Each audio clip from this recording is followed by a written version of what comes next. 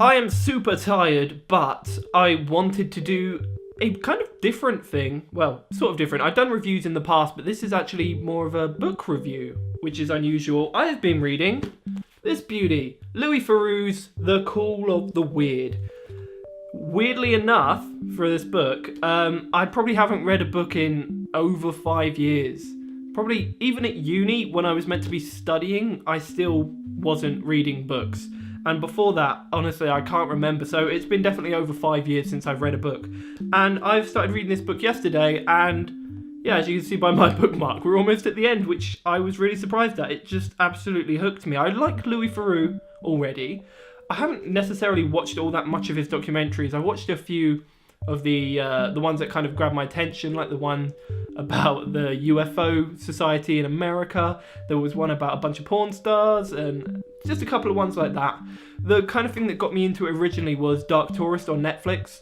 That definitely kind of like sparked my interest, and that's made me go on to the Louis Theroux books. And then I got this as a present, and it took me ages to even pick it up and start reading it. It's been sat in my bag like as an intended read for a long time, and it was only yesterday it was keeping my mind occupied. So it's really good. It's kind of based on, if you're from England, you'll know it as Louis Theroux's Weird Weekends. If you're from America, it will be, I think, Travels in America. Louis Theroux's Travels in America, something like that.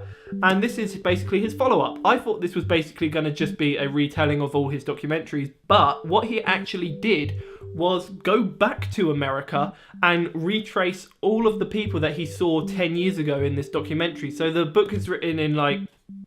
Shit, that was my bookmark. So the book was written in 2004, at least he keeps talking about that in it. That's kind of when he was researching it, and his original documentary series was in 1994. I might get those dates completely wrong, but that kind of gives you an example. Like, he goes to talk to some of the people that are kind of anti-government militia people, and he wants to talk to them specifically because the events of 9/11 happened, and he wants to see how that kind of changed the way they think, and it's absolutely fascinating.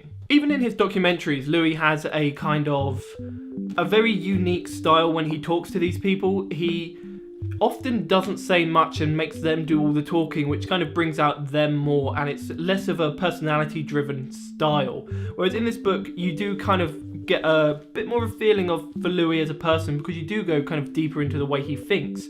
I'm actually on a chapter at the minute which I am not entirely gelling well with, and I don't know whether that's because of the theme. Actually, no, it probably is because of that. So each chapter is basically a different episode of the documentary that he did.